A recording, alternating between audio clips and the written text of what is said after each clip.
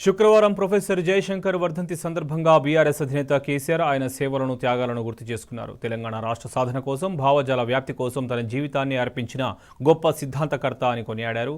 తెలంగాణ రాష్ట్రం కోసం సాగిన చివరి దశ పోరాటంలో ఉద్యమ రథసారథిగా తనను ముందు నడుపుతూ ప్రొఫెసర్ జయశంకర్ అందించిన ప్రోత్సాహం జీవితంలో మరవలేనిదని చెప్పారు. తెలంగాణ సాధన కోసం అనుసరించాల్సిన పార్లమెంటరీ ప్రజాస్వామిక వ్యూహాలకు, తన ఉద్యమ కార్యాచరణకు ప్రొఫెసర్ జయశంకర్ ఇచ్చిన సైద్ధాంతిక నైతిక మద్దతు మహోన్నతమైందని చెప్పారు.